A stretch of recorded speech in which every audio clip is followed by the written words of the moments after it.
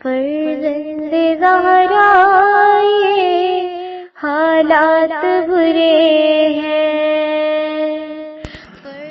کاشانہ بصیرت ایک ایسا مکمل یوٹیوب چینل جس پر محروم بصارت کے لیے بالخصوص اور تمام افراد کے لیے بالعموم سینکڑوں کی تعداد میں اسلامی کتب دستیاب ہیں۔ لہذا گزارش ہے کہ آپ اپنی ذمہ داری نبھاتے ہوئے کاشانہ بصیرت کو سبسکرائب کرنے کے ساتھ ساتھ بیل آئیکن کو پریس کیجیے تاکہ آپ علم کے حصول کے ساتھ ساتھ مذہب اہل بیت کی اشاعت میں بھی اہم کردار ادا کرتے رہیں۔ کاشانہ بصیرت۔ فرزند زہرا یہ حالات برے ہیں۔ بسم اللہ الرحمن الرحیم۔ السلام علیکم۔ یہ کتاب آپ کے لیے کاشانہ بصیرت کی یوٹیوب چینل کی جانب سے ریکارڈ کی جا رہی ہے۔ نام کتاب سعادت الدارین فی مقتل الحسین، تالیف علامہ شیخ محمد حسین نجفی۔ اب ہم کتاب کا پارٹ نمبر 4 پڑھیں گے۔ صفحہ نمبر 29، ایک عذر لنگ کا ازالہ۔ بعض وہ حضرات جو اس سلسلے میں ہر قسم کی ربط و یابس روایات بیان کرنے کے عادی ہیں، وہ اپنے اس طرز عمل کے جواز کی سند میں حضرت امیر المومنین کے اس ارشاد کو پیش کرتے ہیں: جب تم کوئی حدیث نقل کرو تو اس کی نسبت اس شخص کی طرف دے دو جس نے تم سے بیان کی ہے۔ اگر وہ حدیث سچی ہوئی تو اس کا فائدہ تم کو ملے گا، اور غلط ہوئی تو نقصان اس کا ہوگا۔ اس شبے کا جواب یہ ہے کہ یہ حدیث قدر مجمل ہے، اس میں اس ناقل کی کوئی وضاحت نہیں کی گئی کہ کیسا ہو، سقہ ہو یا غیر سقہ، صادق ہو یا کاذب، صالح ہو یا طالح وغیرہ۔ بموجب الاحادیث، دوسری احادیث شریفہ میں یہ وضاحت موجود ہے کہ ناقل روایت کا سقہ و صادق ہونا ضروری ہے۔ چنانچہ جناب امیر سے ہی مروی ہے، حارث ہمدانی سے فرماتے ہیں: جو کچھ تم نے لوگوں سے سنا ہے وہ سب کچھ بیان نہ کرو، ورنہ تمہارے جھوٹے ہونے کے لیے یہی امر کافی ہے۔ نہج البلاغہ۔ نیز یہ بھی انہی جناب سے منقول ہے کہ امام حسن علیہ السلام کی وصیت میں فرمایا: بغیر قابل وثوق آدمی کے اور کسی سے کوئی حدیث نقل نہ کرو، ورنہ دروغ گو قرار پاؤ گے، اور دروغ گوئی باعث ذلت ہے۔ کتاب کشف المجہا، صفحہ نمبر 172، تباقم۔ ان حقائق کی روشنی میں واضح ہوگا کہ ہر کس ناقص سے سنی سنائی بات کا نقل کرنا جائز نہیں ہے، بلکہ سقہ آدمی سے سن کر یا سقہ آدمی کی کتاب سے دیکھ کر اور وہ بھی نسبت دے کر بیان کرنے سے شرعی ذمہ داری پوری ہو سکتی ہے۔ اسی لیے ارشاد قدرت ہے: جب کوئی فاسق کوئی خبر بیان کرے تو اچھی طرح اس کی چھان بین کر لو۔ ایک غلط روش کی مذمت۔ بعض بہانہ جو مجلس خوان بعض اوقات جب کوئی عجیب و غریب روایت یا واقعہ بیان کریں تو اس کے حوالے کے سلسلے میں کسی ایسی گمنام کتاب کا نام بیان کر دیتے ہیں جس کا اہل فن نے کوئی تذکرہ ہی نہیں کیا ہوتا، یا کسی مشہور عالم جلیل کے ایسے مقتل کا نام لے لیتے ہیں کہ اس کی فہرست تالیفات میں اس کتاب کا نام نہیں ملتا، یا اگر ملتا بھی ہے تو اس میں واقعے کے کوئی نام و نشان تک نہیں ہوتا، یا کسی ایسے عالم دین سے سننے کا حوالہ دے دیتے ہیں جو اس وقت دوسرے عالم میں سدھار چکے ہوتے ہیں تاکہ تصدیق بھی نہ ہو سکے۔ بہرحال یہ روش بہت مذموم ہے اور بین الفساد علی الفساد کے مصداق ہے، جس سے اجتناب لازم و واجب ہے۔ ایک اور عذر بارود کا ازالہ۔ بعض بے توفیق ضعیف بلکہ موضوع روایات و واقعات بیان کرنے کے جواز میں یہ شبہ پیش کیا کرتے ہیں کہ سید الشہداء علیہ السلام کی مجالس عزا میں رونا رلانا شرعاً پسندیدہ امر ہے، اس لیے یہ مقصد جس طرح بھی حاصل ہو جائے درست ہے۔ یہ شبہ سابقہ شبے سے بھی زیادہ رقیق اور کمزور ہے۔ یہ درست ہے کہ ائمہ طاہرین علیہم السلام اور بالخصوص سید الصابرین کے مصائب و آلام کا تذکرہ کرنا اور ان پر رونا یا رلانا ایک بہت بڑی عبادت اور باعث اجر و ثواب ہے، لیکن ہے تو پھر بھی بہرحال مستحب، اور کذب و افتراء کی حرمت مسلم الثبوت ہے۔ عقل سلیم اور شرع متن کے کن قوانین کی روح سے یہ جائز ہے کہ مستحب امر کی باجاوری کے لیے فعل حرام کا ارتکاب کیا جائے۔ کیا غصبی یا مسروقہ مال سے سفر زیارت کرنا اس بنا پر جائز قرار دیا جا سکتا ہے کہ زیارت ائمہ اطہار علیہ السلام ثواب بے حساب کی موجب ہے؟ کیا اس غرض کے لیے کسی کا مال غصب کرنا یا چرانا جائز ہو جائے گا؟ کیا کوئی معمولی عقل و خرد رکھنے والا انسان یا معمولی دینی بصیرت رکھنے والا مسلمان ایسا کرنے کی جرت و جسارت کر سکتا ہے؟ کیا یہ اطاعت بامر ممنوع کے تحت میں داخل نہیں ہے؟ جیسا کہ صاحب جواہر الکلام نے ایک ایسے ہی شبہ جواز غنا در میراثی بغرض بکا و ابکا کے جواب میں لکھا ہے۔ باقی رہا اس غنا کا گریہ و بکا پر جو کہ شرعاً مرغوب ہے، معین و ممدوح ہوتا تو بنا بر تسلیم، چونکہ یہ خدا کی نافرمانی کے ساتھ اس کی اطاعت ہے، اس لیے محال اور ناجائز ہے۔ پانچواں شاہد غنا و سرور کا ارتکاب۔ ہمارے دعوے کی صداقت پر پانچواں شاہد یہ کہ مجلس خواہ طبقے کے اکثر بلکہ تمام ذاکرین اور بعض مقررین بھی بلا تحاشا غنا و سرود کا ارتکاب کر کے جہاں مجالس عزا کی حقیقی شان خراب کرتے ہیں وہاں اپنی آخرت بھی برباد کرتے ہیں۔ حرمت غنا قرآن کی روشنی میں یہاں بنظر اختصار صرف بعض آیات کی طرف اشارہ کیا جاتا ہے۔ نمبر 1 سورہ حج آیت نمبر 30، تم ناپاک بتوں سے بچے رہو اور لغو باتوں گانے وغیرہ سے بچے رہو۔ اس آیت مبارک میں وارد شدہ لفظ قول زور کی تفسیر حضرت صادق آل محمد علیہ السلام نے غنا و سرود کے ساتھ کی ہے۔ ملاحظہ ہو تفسیر مجموع البیان، برہان صافی اور اصول کافی وغیرہ۔ نمبر 2 ارشاد رب العباد ہے، سورہ لقمان آیت نمبر 6، لوگوں میں سے کچھ لوگ ایسے بھی ہیں جو لہو الحدیث کو خریدتا ہے تاکہ علم و معرفت کے بغیر لوگوں کو خدا کے راستے سے گمراہ کرے اور خدا کی آیات سے تمسخر کرے، ایسے لوگوں کے لیے رسوا کرنے والا عذاب ہے۔ اس آیت مبارکہ میں وارد شدہ لفظ لہو الحدیث کی تفسیر حضرت باقر العلوم علیہ السلام نے غنا کے ساتھ فرماتے ہوئے فرمایا کہ غنا ان ممنوع امور میں سے جن پر خدا نے وعید جہنم فرمائی ہے۔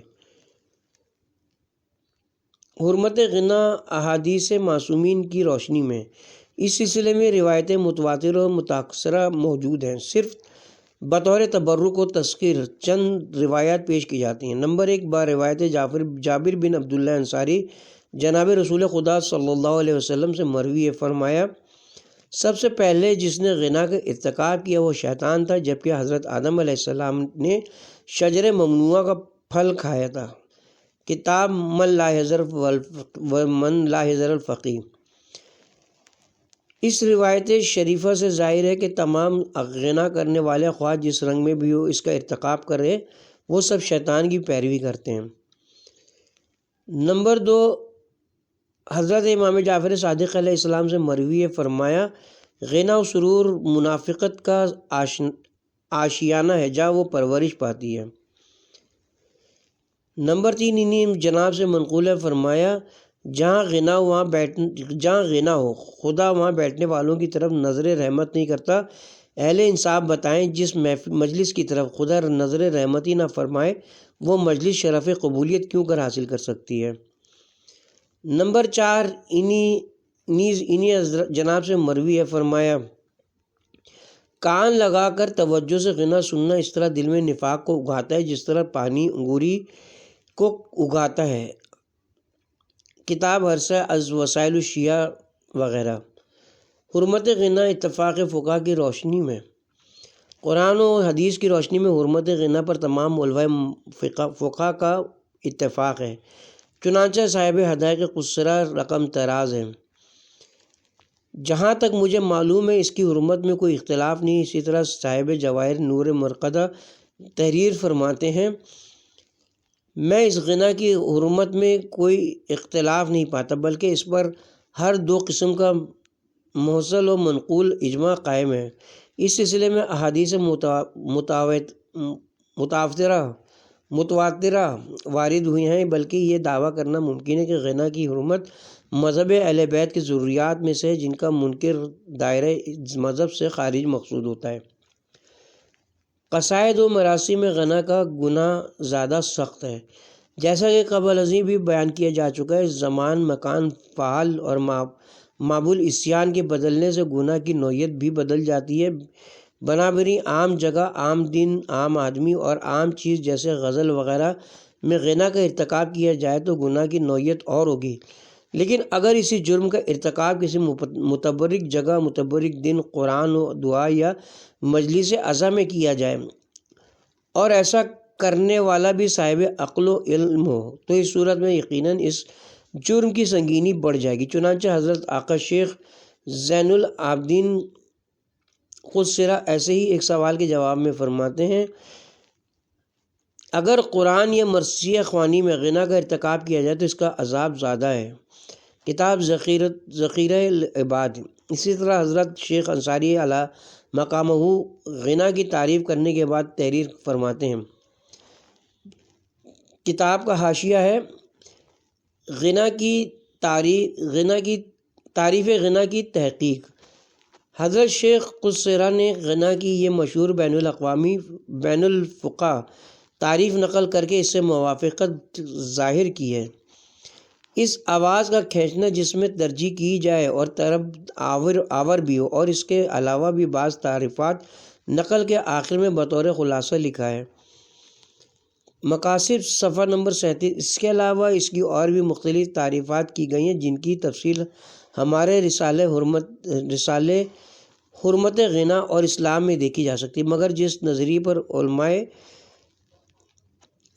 علماء متقنین کی رائے مستقر ہوئی ہے وہ یہ کہ غنا کی تعریف بیان کرنا عالم وفقیہ کا منصب نہیں ہے، اس کا کام صرف شرعی ایک حکم بیان کرنا ہے کہ فلاں چیز حلال ہے اور حرام ہے۔ باقی رہی موضوع حکم کی تخصیص و تعین، اس سلسلے میں اہل خبرہ کی طرف رجوع کرنا چاہیے۔ بنابراین غنا کے مفہوم کی تعین کے سلسلے میں بھی اس کے اہل خبرہ گانے بجانے والے لوگوں کی طرف رجوع کرنا چاہیے، بس وہ جس مخصوص آواز کو غنا و سرور قرار دے اسے غنا سمجھا جائے۔ کتاب کی طرف واپس چلتے ہیں، یہاں پہ حاشیہ اپنے اختتام کو پہنچا۔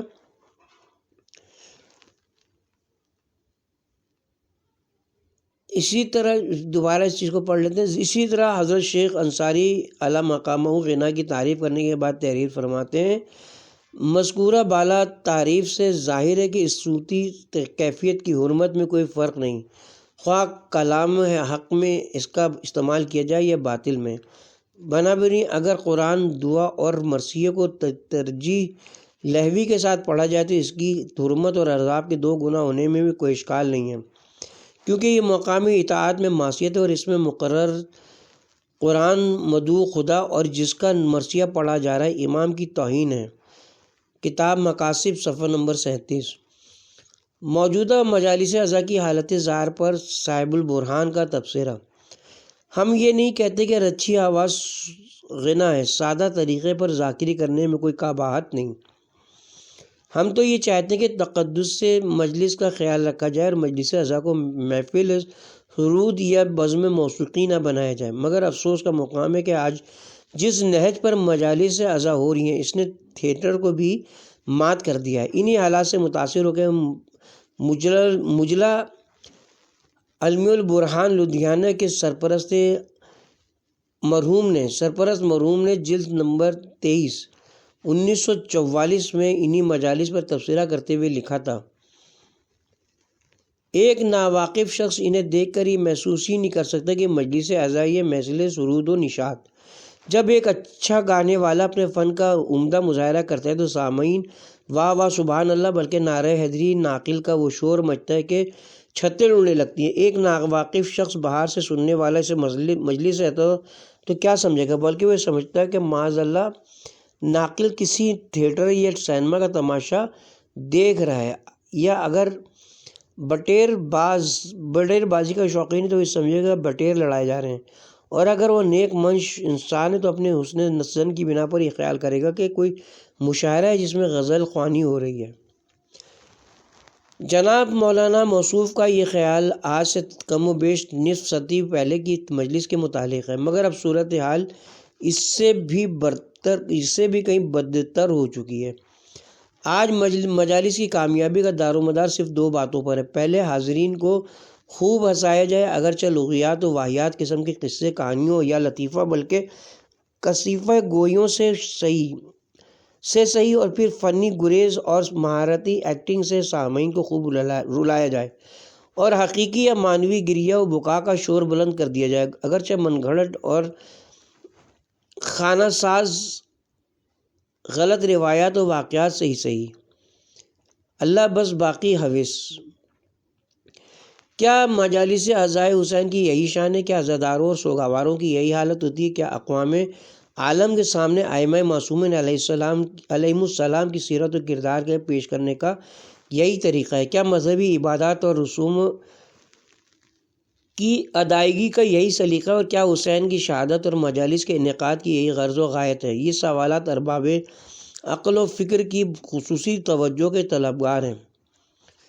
بانیان مجالس اور سامعین کی اکثریت کے دولت اخلاص سے تہی دامن ہونے پر شواہد پنجگانہ۔ جب مجلس خواہ گروہ کی اکثریت کا اخلاص سے عاری ہونا ثابت ہو چکا تو اب ہم اپنے دعوے کے دوسرے جز یعنی بانیان مجالس اور سامعین کی اکثریت کے دولت اخلاص سے تہی دامن ہونے پر 5 شواہد پیش کرتے ہیں۔ اثبات مدعا پر پہلا شاہد تیری میری مجلس کی تفریق۔ اس دعوے پر پہلا شاہد یہ کہ آج کل مجالس عزا سید الشہداء میں تیری مجلس اور میری مجلس کی تفریق پائی جاتی ہے، جس کا نتیجہ مجالس کے باہمی تصادم کی صورت میں ظاہر ہو رہا ہے۔ واضح ہے کہ یہ طرز عمل روح اخلاص کے منافی ہے۔ جب ہر مجلس حسین ہے اور اس کے انعقاد کا مقصد دین حق کی نشر و اشاعت کر کے خدا اور رسول اور ائمہ ہدیٰ علیہم السلام کی رضا حاصل کرنا ہے، تو پھر یہ تیری میری مجلس اور فلاں و فلاں کی مجلس کا کیا معنی ہے؟ جب یہ مجلس عبادت ہے تو عبادت تو وہی ہوتی ہے جو خالصتاً لوجہ اللہ ہو۔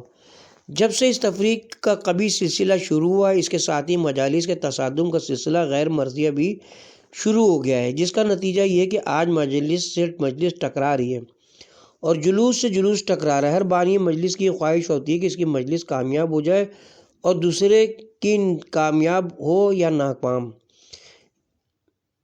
اس سلسلے میں جن حرکات قبیحہ و افعال نامرضیہ کا ارتکاب کیا جاتا ہے وہ عیاں راچہ بیان کا مصداق ہے، جس کا فطرتی اور قدرتی نتیجہ یہ کہ مجالس کی اصل شان اور افادیت بھی ختم ہوتی جا رہی ہے، اور بجائے اس کے کہ ان مجالس سے نظم و ضبط اور اتفاق و اتحاد کا درس لیا جاتا، الٹا یہی مجالس باہمی تفریق اور جدائی کا باعث بن رہی ہیں۔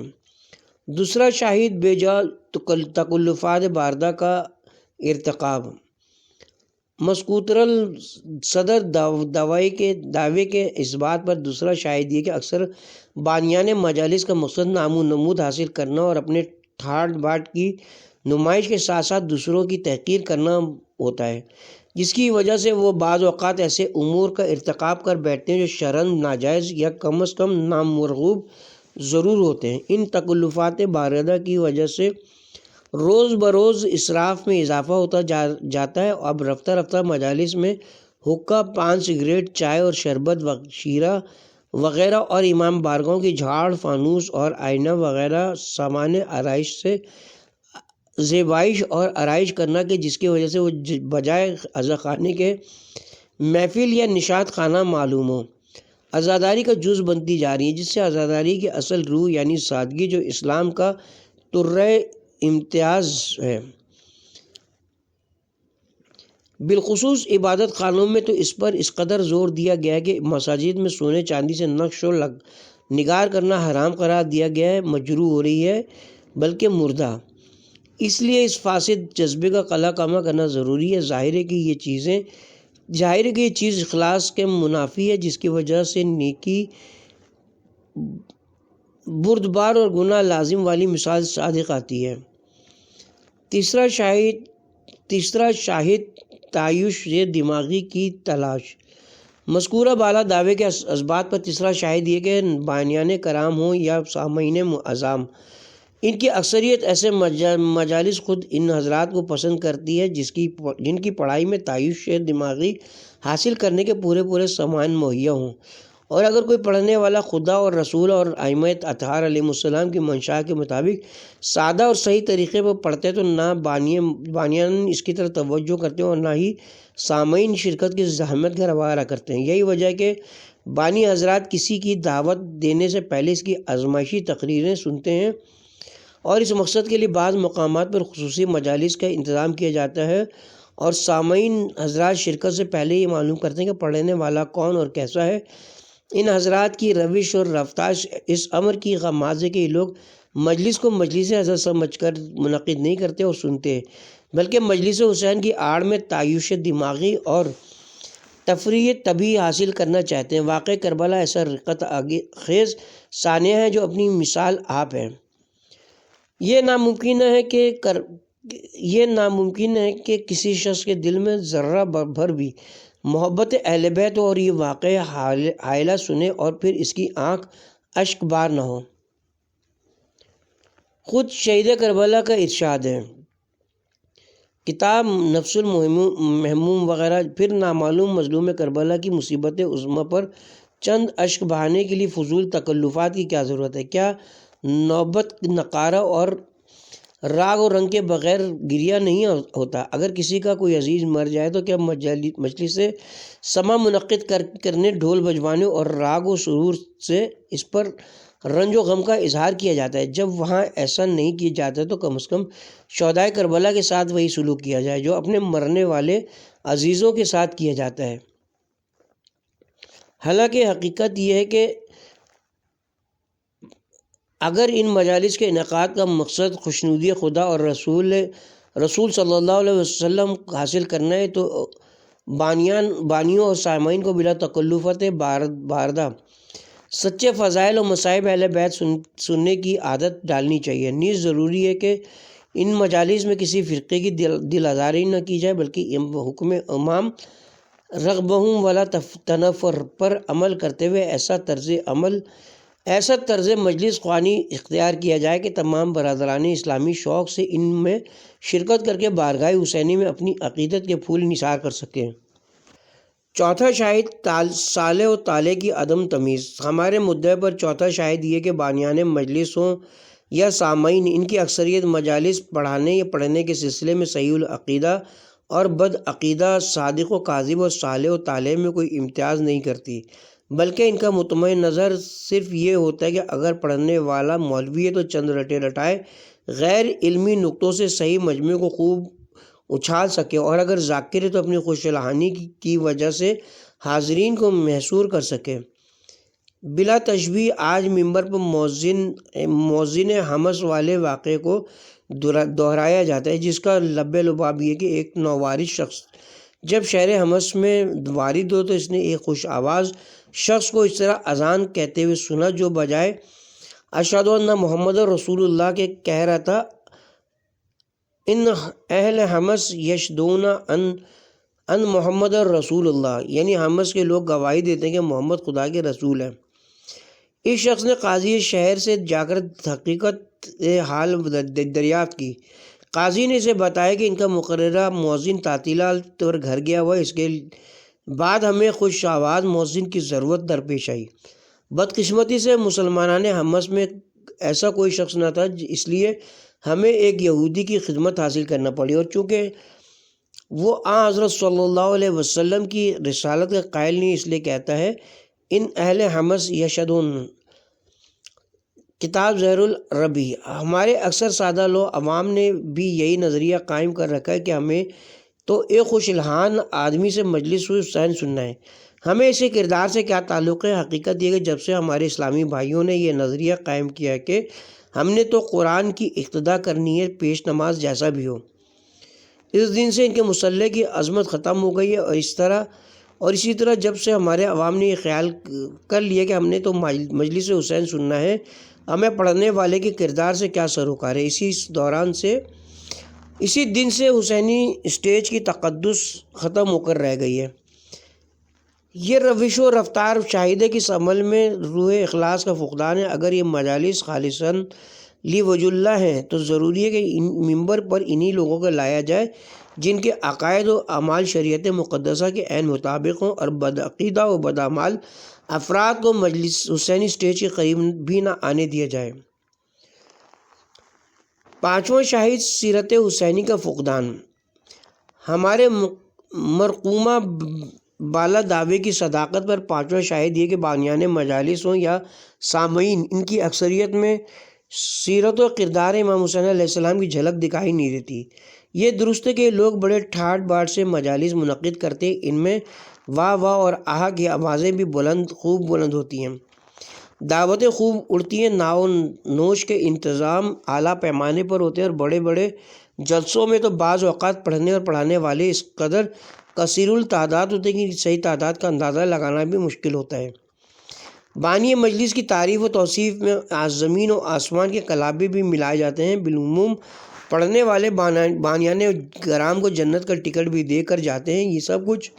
یہ سب کچھ ہوتا ہے۔ ہاں، اگر کسی چیز کی کمی ہوتی ہے تو سیرت و کردار کی۔ ان لوگوں کے عقائد و نظریات اور اخلاق و اطوار ائمہ اطہار علیہ السلام کی بجائے دشمنان اہل بیت کے کردار کی غمازی کرتے ہوئے نظر آتا ہے، کیونکہ اور نہیں تو کم از کم بانیان و سامعین کرام کو نمازی تو ضرور ہونا چاہیے، اور نماز بھی مثالی، کیونکہ ان مجالس کے انعقاد کا اصلی مقصد تو یہی ہے کہ عزاداروں میں حسینیت پیدا کی جائے۔ اور سید الشہداء علیہ السلام نے روز عاشوراء میں حالت جنگ میں نماز ظہر، اور وہ بھی جماعت کے ساتھ، اس طرح پڑھی کہ اس کی نظیر صفحہ عام پر نظر نہیں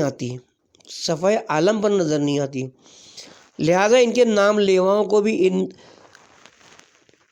ذوات مقدسہ کی اس قدر تاسی تو کرنا چاہیے کہ مشکل سے مشکل اور کٹھن سے کٹھن حالات میں بھی نماز خدا ترک نہ کریں، اور اگر عین حالت مجلس اور جلوس میں نماز کا اول وقت داخل ہو جائے تو مجلس یا جلوس کو روک کر وہیں نماز با جماعت پڑھ کر اہل عالم پر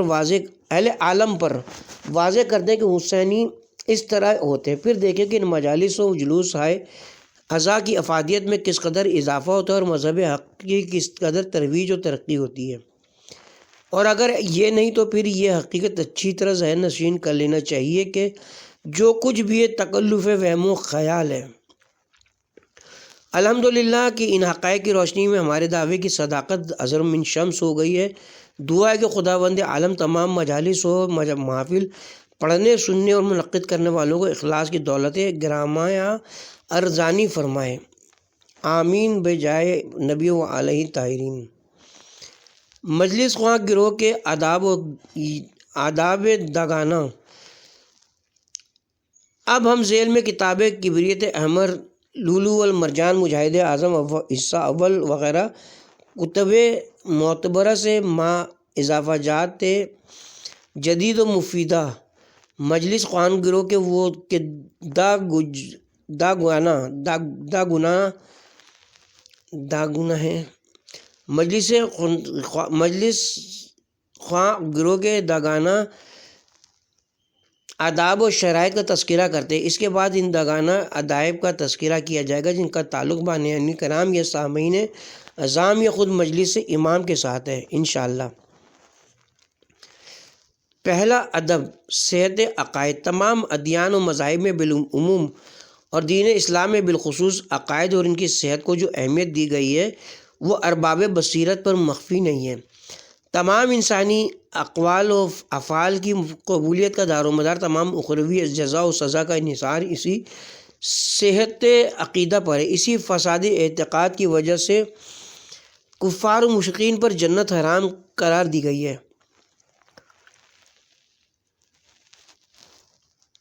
عقیدے میں معمولی سی لغزش انسان کو خلود فی النار کا سزاوار بنا دیتی ہے، اس لیے ہر مکلف پر بالعموم اور مبلغ دین پر بالخصوص ناقابل انکار قطعی دلائل سے اصول اسلامی اور عقائد ایمانیہ کے اس طرح محکم کرنا